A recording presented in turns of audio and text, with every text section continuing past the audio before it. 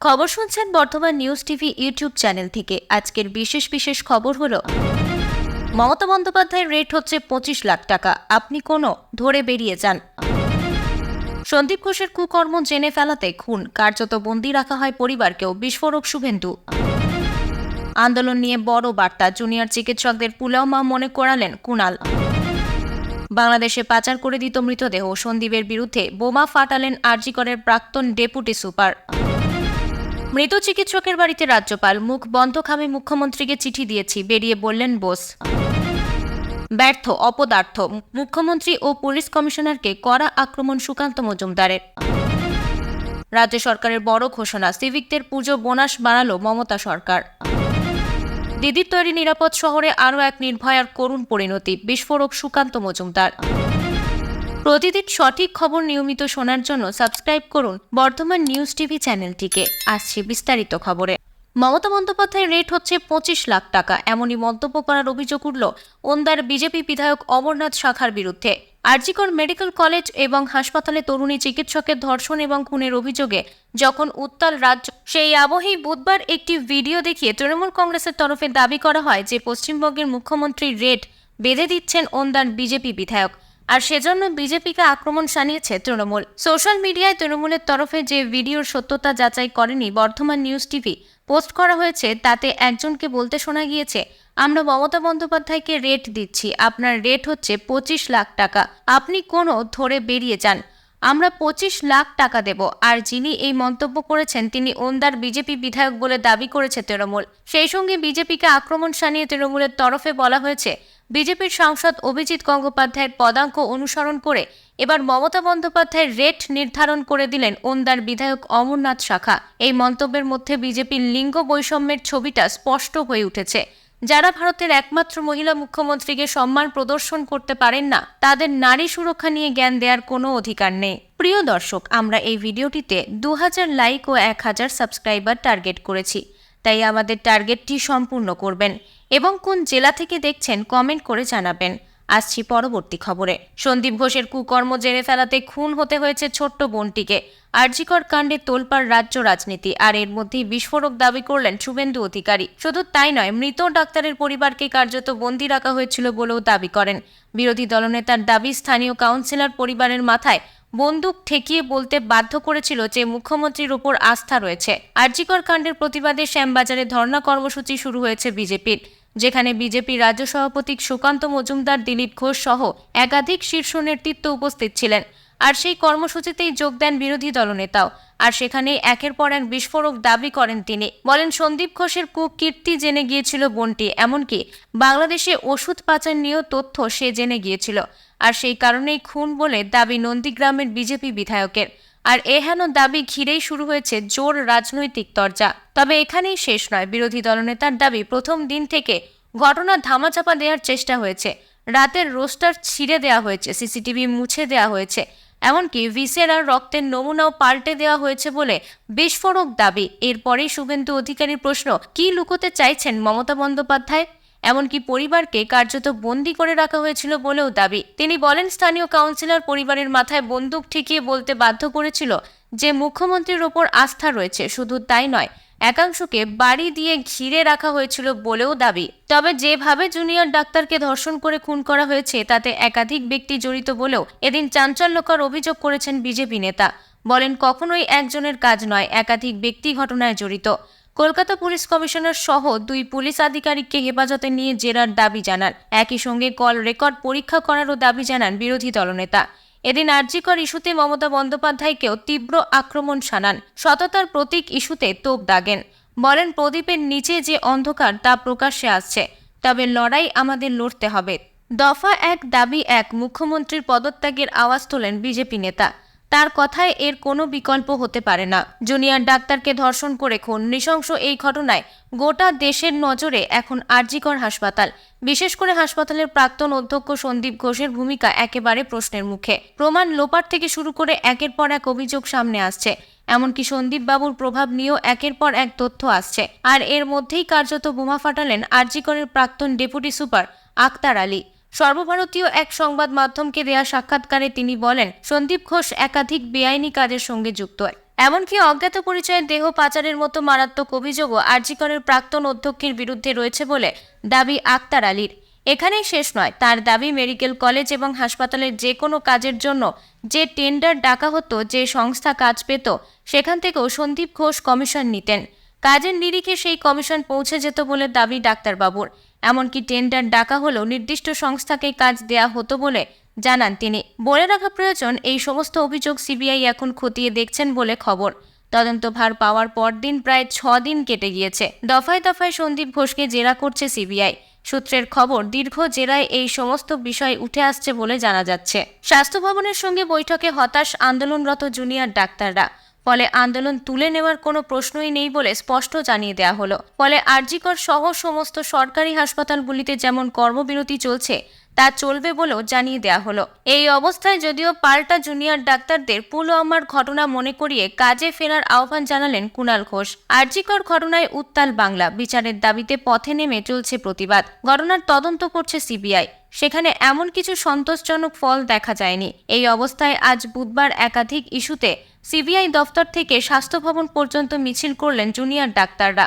শুধু তাই নয়, আরজি কর মেডিকেল কলেজের প্রাক্তন অধ্যক্ষ সন্দীপ ঘোষের বদলির সিদ্ধান্ত বাতিল সহ 4 দফা দাবি জানিয়ে স্বাস্থ্য ভবনে ডেপুটেশন জমা দেন তারা। কিন্তু সেই দাবি মানা হচ্ছে না বলে দাবি আন্দোলনরত ডাক্তারদের। মিছিল শেষে বাংলার সমস্ত মেডিকেল কলেজের জুনিয়র ডাক্তারদের একটি প্রতিনিধি দল স্বাস্থ্য ভবনে যান। সেখানে অধিকর্তার সঙ্গে দীর্ঘ বৈঠক করেন, কিন্তু সেই বৈঠকে কোনো ফল বেরিয়ে আসেনি। বৈঠক শেষে জুনিয়র ডাক্তাররা জানান, আমরা বৈঠকে হতাশ। স্বাস্থ্য ভবনে ঘটনার পর থেকেই নির্দিষ্ট কিছু দাবি জানিয়ে আসছিলাম। প্রথমে তা মেনে নেওয়ার কথা বললেও এখন তা মানার ক্ষেত্রে গড়িমাসি লক্ষ্য করা যাচ্ছে বলে দাবি চিকিৎসকদের। এমনকি সমস্ত দাবি মৌখিকভাবে ভেবে দেখার কথা বলা হয়েছে, কোনো আশ্বাসও দেওয়া হয়নি। ফলে আন্দোলন চলবে বলে জানানো হয়েছে। বলে রাখা প্রয়োজন, ঘটনার পরেই সন্দীপ ঘোষকে সমস্ত পদ থেকে সরানোর দাবি জানানো হয়, কিন্তু দেখা যায় আরজি কর হাসপাতালের অধ্যক্ষ পদ থেকে ইস্তফা দেওয়ার পরেই ন্যাশনাল মেডিকেল কলেজের অধ্যক্ষ হিসেবে দায়িত্ব দেওয়া হয় সন্দীপকে। যদিও কলকাতা হাইকোর্টের নির্দেশে ছুটিতে রয়েছেন তিনি। এছাড়াও আরও বেশ কিছু দাবি রয়েছে ডাক্তারদের। অন্যদিকে পুলওয়ামার ঘটনা মনে করিয়ে আন্দোলনরত ডাক্তারদের কাজে ফেরার আহ্বান জানালেন কুণাল ঘোষ। সোশ্যাল মিডিয়ায় তিনি লিখছেন, চিকিৎসকদের কর্মবিরতি তোলার অনুরোধ সহ প্রশ্ন, পুলওয়ামার ঘটনার এখনও ন্যায় বিচার হয়নি। তাই পুলওয়ামার উই ওয়ান্ট জাস্টিস বলে জওয়ানরা যদি সীমান্ত ছেড়ে এসে ধর্নায় বসেন, সেটাকে কিভাবে দেখবেন? যদিও বর্তমান পরিস্থিতির সঙ্গে পুলওয়ামার ঘটনার কোনো তুলনা হয় না বলে পাল্টা দাবি আন্দোলনরত ডাক্তারদের। তারা বলছেন, পরিস্থিতি নিয়ে উদ্বিগ্ন খোদ সুপ্রিম কোর্ট, সেখানে কিভাবে এমন প্রশ্ন তৃণমূল নেতা তুলতে পারেন? আগে ফোনে কথা বলেছিলেন। বুধবার সন্ধ্যায় আরজি করের মৃত চিকিৎসকের বাড়িতে গেলেন রাজ্যপাল সিভি আনন্দ বোস। বেরিয়ে সংবাদ মাধ্যমের মুখোমুখি হলেন তিনি। জানালেন, মুখ্যমন্ত্রী মমতা বন্দ্যোপাধ্যায়কে মুখ বন্ধ খামে চিঠি দিয়েছেন, তবে তাতে কি রয়েছে তা বলেননি। জানালেন, চিঠিতে কি রয়েছে তা পরে জানা যাবে। বুধবার সন্ধ্যায় দিল্লি থেকে কলকাতা ফিরেই মৃত চিকিৎসকের বাড়ির উদ্দেশ্যে রওনা দেন সিভি আনন্দ বোস। বেশ কিছুক্ষণ মৃতার পরিবারের সঙ্গে কথা বলেন তিনি। ঘড়ির কাঁটায় 7:45 নাগাদ তিনি বের হন। বেরিয়ে সংবাদ মাধ্যমের মুখোমুখি হন তিনি। বলেন, আমি সরাসরি দিল্লি থেকে কলকাতা হয়ে এখানে এসেছি। মৃতার বাবা মায়ের সঙ্গে কথা বলেছি, ওনাদের আবেগটা বুঝতে পারি। নির্দিষ্ট কিছু বিষয় নিয়ে আমার সঙ্গে আলোচনা করেছেন, আমি পাশে থাকার আশ্বাস দিয়েছি। এদিন তিনি মুখ্যমন্ত্রীকে চিঠি লিখেছেন বলেও জানান। আনন্দ বোসের কথায়, মুখ্যমন্ত্রীকে একটা মুখ বন্ধ খামে চিঠি পাঠিয়েছি, তাতে কি রয়েছে সেটা পরে প্রকাশ্যে আসবে। এরপরে নির্যাতিতার এলাকা ছেড়ে রাজভবনের পথে রওনা হন রাজ্যপাল। আরজি করের ঘটনায় শুরু থেকেই সরকারের বিরুদ্ধে ক্ষোভ উগরে দিয়েছেন বিক্ষোভরত চিকিৎসকেরা। তবে সন্দীপ ঘোষ আরজি করের অধ্যক্ষ পদে ইস্তফা দেওয়ার পর তাকে আর এক হাসপাতালে ওই একই পদে দেওয়ায় তৃণমূল সরকারের বিরুদ্ধে আন্দোলন আরও তীব্র হয়। হাইকোর্ট থেকে সুপ্রিম কোর্ট সর্বত্র একই প্রশ্নের মুখে পড়তে হচ্ছে রাজ্য সরকারকে। প্রশ্ন উঠছে নিরাপত্তা বা পুলিশের ভূমিকা নিয়েও। এই আবহে প্রশ্ন উঠল, সিস্টেমের মধ্যে থেকেই কি কেউ ষড়যন্ত্র করছেন? এমনটাই দাবি করলেন তৃণমূল বিধায়ক মদন মিত্র। ডাক্তারদের আন্দোলন যখন কোনোভাবেই থামানো যাচ্ছে না, তখন কামারহাটির বিধায়কের বক্তব্য, স্বাস্থ্য দপ্তর শুধু নয়, পুরো স্বাস্থ্য পরিষেবার মধ্যে পিএনপিসি বা পরনিন্দা পরচর্চা চলছে। নীরবে ডাক্তারদের কানে ঢুকিয়ে দেওয়া হচ্ছে সেই সব। কারা করছে এমন? মদন মিত্রের স্পষ্ট উত্তর, যার আঁতে ঘা লাগছে সেই এসব কথা বলছে। কারণ অধ্যক্ষের পদ তো অত্যন্ত লোভনীয়। তৃণমূল তথা রাজ্য সরকারের বিরুদ্ধে যে আন্দোলন দানা বাঁধছে, তাতে সিস্টেমেরই কারু হাত আছে বলে মনে করেন তিনি। মদন মিত্র বলেন, সিস্টেমের মধ্যে যে কেউ আছেন এ ব্যাপারে কোনো সন্দেহ নেই। কেউ না কেউ তো আছেন যিনি চাইছেন সরকার বিপদে পড়ুক। ষড়যন্ত্র তো আছেই, আর এই ষড়যন্ত্রকারীরা এমন যাদের ফেলে পিষে মারলেও রাগ মেটে না। তবে মমতা বন্দ্যোপাধ্যায়ের ওপর ভরসা রাখছেন মদন মিত্র। তিনি স্পষ্ট বলেন, মমতাই শেষ কথা বলবেন, একমাত্র তিনিই পারবেন। তবে চিকিৎসকদের সঙ্গে যে সরকারের কোনো বৈরতা নেই সে কথাই বলেন মদন মিত্র। আর.জি. কর কাণ্ডের মাঝেই ফের আরও একটি ভয়াবহ ঘটনা প্রকাশ্যে এলো। এবার ফের খাস কলকাতার আনন্দপুরে মহিলার ক্ষতবিক্ষত দেহ উদ্ধার ঘিরে চাঞ্চল্য ছড়ালো। একদিকে আর.জি. করের মহিলা চিকিৎসককে ধর্ষণ ও খুনের ঘটনায় সরব সারা দেশ। ঠিক এমন এক পরিস্থিতিতে আনন্দপুরের এই ঘটনায় রাজ্যের মুখ্যমন্ত্রী মমতা বন্দ্যোপাধ্যায়কে তীব্র আক্রমণ করলেন বিজেপির রাজ্য সভাপতি সুকান্ত মজুমদার। এদিন সুকান্ত মজুমদার বলেন, দিদির তৈরি নিরাপদ শহরে আরও এক নির্ভয়ার করুণ পরিণতি। এত নৃশংস অত্যাচার হয়েছে যে চেনা যাচ্ছে না দেহ। আনন্দপুরে বাইপাসের ধারে ঝোপ থেকে উদ্ধার হয়েছে দেহ। এটা কোন রাজ্য মুখ্যমন্ত্রী? প্রশ্ন ছুড়ে দেন তিনি। সুকান্তর সংযোজন, মহিলাদের সুরক্ষা ও মর্যাদার দায়িত্ব কার? এরপরেও কি ক্ষমতা আঁকড়ে থাকবেন? এবার ইস্তফা দিন।